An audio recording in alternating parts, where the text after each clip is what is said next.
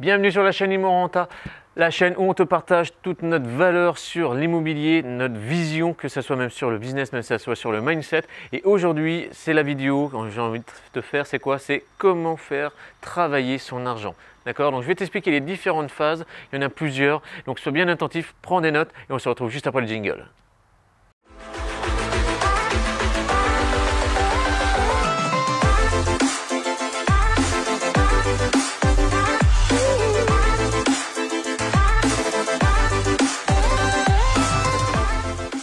Donc comment faire travailler son argent? Alors déjà, si tu t'es pas abonné à la chaîne, n'oublie pas de t'abonner à la chaîne, de nous mettre un pouce, ça nous fait toujours plaisir. Parce que ça nous montre voilà, que le contenu qu'on te fait, eh bien, ça t'intéresse. Et du coup, dans les commentaires, tu peux aussi dire sur quoi tu veux qu'on parle sur la prochaine vidéo. Allez, maintenant, c'est comment faire travailler son argent. La toute première phase, la toute première notion qu'il faut bien intégrer, c'est eh bien, commencer à créer de l'argent. Comment on fait pour créer de l'argent? Et surtout quand on n'en a pas, eh bien, il nous faut un salaire et avec un emploi stable. Donc, si tu peux me choper un CDI, c'est parfait parce que tu vas déjà commencer à montrer eh bien, plus tard, pour ton avenir financier, que tu es capable déjà de donner de l'argent, d'utiliser en fait ton temps contre de l'argent. Ok, donc tu peux faire n'importe quel boulot. Si tu peux faire des études, eh bien fais-les, mais trouve-toi déjà un emploi avec un CDI en fait. D'accord?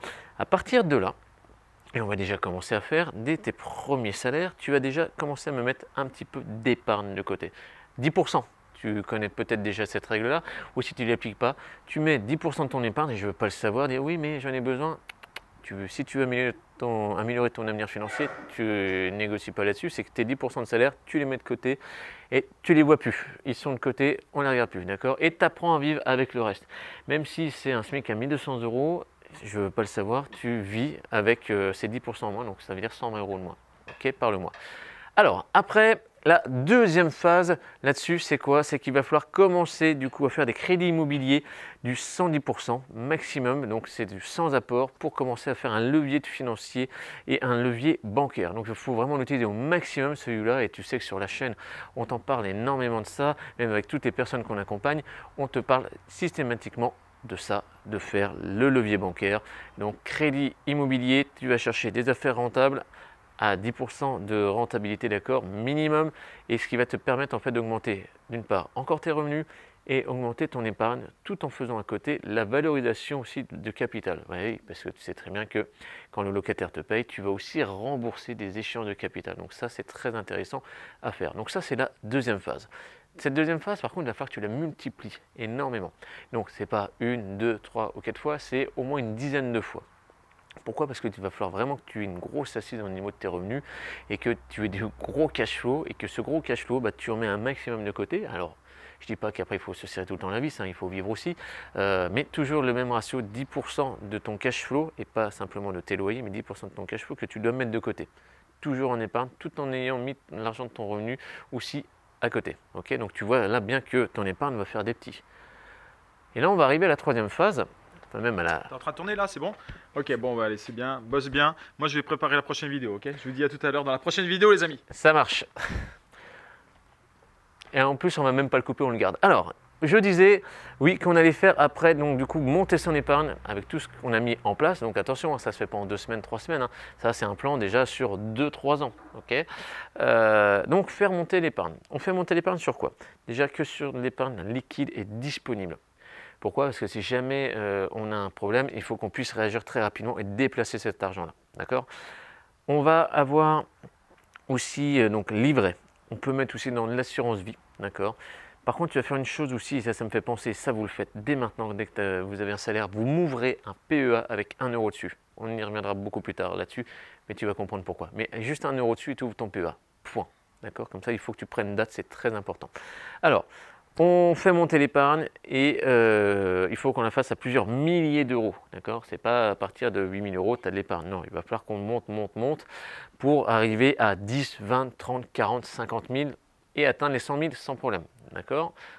Tu vois bien que ça va mettre quand même du temps. Après, si tu peux changer de boulot, ton premier boulot, et changer pour un autre boulot qui est plus rémunérateur, c'est cool aussi, tout en ayant gardé tes actifs IMO. C'est cool. Comme ça, tu sais que tes revenus vont augmenter très vite et en plus, ton épargne va bien augmenter, elle va bien croître.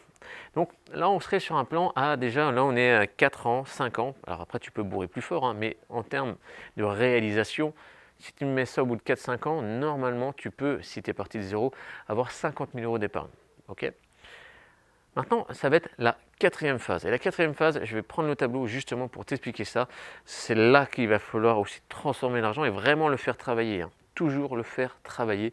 Et à un moment donné, tu vas voir, c'est même toi qui vas arrêter de travailler pour que juste l'argent travaille tout seul. Et c'est là que c'est cool. Et quand tu arrives à ce niveau-là, eh ben, je peux dire que c'est vraiment la liberté et c'est top. Allez, je vais chercher le tableau.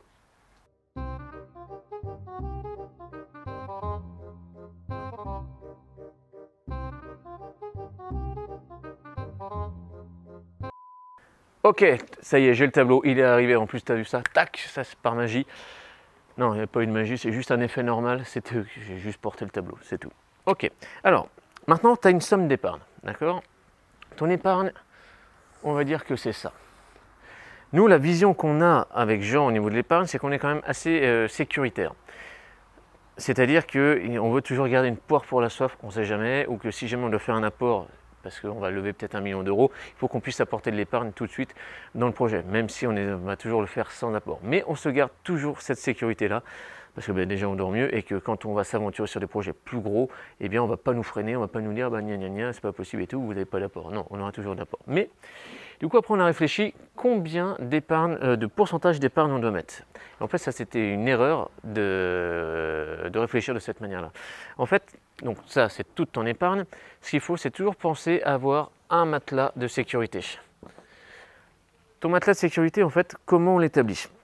Imagine-toi, tu as un problème de santé, un problème de santé des dents ou je sais pas quoi, tu dois faire un implant ou des lunettes ou bref, il y a un dépassement d'honoraires, une chirurgie, etc. Nous, on a pensé qu'il faut déjà 5 cas pour faire ça. Donc, 5 cas, ok, ça roule. Ça, c'est la santé. Après, on a quoi? On peut avoir un problème de bagnole, il faut que tu en rachètes une rapidos, cash, 10 000 euros en plus, ok.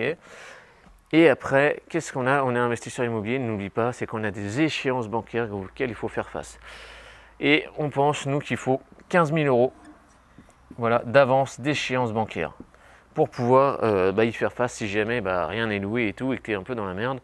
Eh bien là, tu vas pouvoir y faire face. Donc ça veut dire que nous, notre épargne, vraiment de précaution, c'est notre trésor de guerre, hein, ce que je te parle. Hein.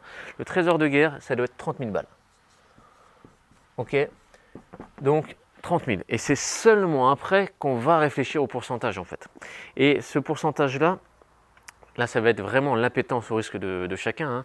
Hein. Si du coup tu as 100 000 euros d'épargne, qu'est-ce qu'on a? Du coup ici, tiens, hop, ça on reprend, ça c'est 100 000 euros. Ok, tac. Donc on a notre matelas de sécurité qui est ici. Celui-là, on n'y touche pas. Donc ça veut dire qu'il nous reste 70 000 derrière. Tu as bien fait les calculs, pas mal. Donc ces 70K ici, tac, on en fait quoi? Et c'est là qu'il faut vraiment réfléchir, c'est combien de pourcentage on va mettre en bourse pour le faire. Tout en ayant à côté toujours un petit peu de liquidité aussi pour des fois faire un petit boost ou j'en sais rien, des fois peut-être pour se faire plaisir, etc.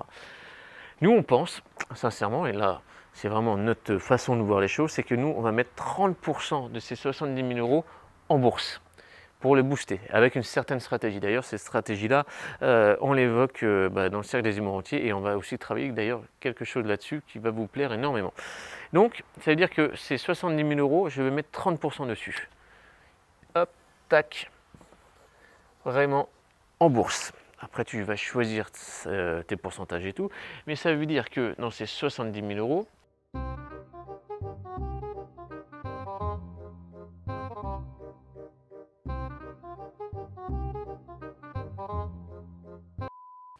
donc c'est 21 000, parce que ça fait 21 000, c'est 30%, tac, c'est 21 000 euros, ça c'est de la bourse, d'accord, et donc il te reste 49K vraiment en liquidité tranquille. Donc ton coussin de sécurité, pour nous, il a 79 000 euros, et donc tu as mis 21 000. En fait, du coup, ton épargne, finalement, tu as mis 21% de tes 100 000. Mais nous, on réfléchit de cette manière-là. Donc sur ces 21 000, ça tu mets la bourse et par contre tu dois t'engager aussi, là c'est ce que nous on fait, c'est que 10% de nos ressources financières, donc nettes, on le réinjecte en bourse systématiquement et selon après une stratégie. Alors après je sais, il y en a qui me disent « Ah non, c'est pas possible et tout, moi je mets 80%, pas de problème, c'est ton appétence au risque. » Mais si tu es débutant, si tu es très sécuritaire et tout, et bah voilà, tu as quand même envie de faire booster ton épargne, nous, c'est ce qu'on te préconise. Tu en fais ce que tu veux, mais c'est ce qu'on a pu voir avec les résultats, c'est le meilleur des ratios, parce qu'il ne faut jamais oublier que la banque aussi, elle aime bien financer, et que bien souvent, bah, les comptes titres ou PEA ou autres, elle ne te dit pas, bah ouais, non, c'est bien, c'est sécurisé, non, parce qu'elle sait très bien qu'on peut perdre plein d'argent dessus. Toi, au début du Covid, 40%, boum, d'un coup, tu avais mis 100 000 balles, bah merde, tu as perdu 40 000 balles, quand même assez compliqué, ok. Donc, pour ça que nous on valorise ça, le stock après épargne trésor de guerre à 30%, et par contre tous les mois on réinjecte tout le temps, et c'est l'histoire des intérêts composés. D'ailleurs on fera peut-être une autre vidéo aussi là-dessus, ça me fait penser, vous me le mettez en commentaire si ça t'intéresse. Voilà pour comment faire travailler l'argent, ça c'est vraiment le plan, c'est les gros signes que tu peux déjà mettre en place si tu veux vraiment accélérer dans ta richesse, dans ton avenir financier. N'hésite pas à nous mettre des pouces si tu as vraiment kiffé cette vidéo. Tu nous mets des coms pour savoir quel sujet tu veux qu'on traite la prochaine fois. Tu peux nous contacter aussi sur Instagram, sur Facebook et tout, mais plus sur Insta, on est beaucoup plus réactif dessus. Allez, écoute, je te souhaite une excellente journée. N'hésite pas à t'abonner encore à la chaîne et on se retrouve dans une autre vidéo. Allez, ciao!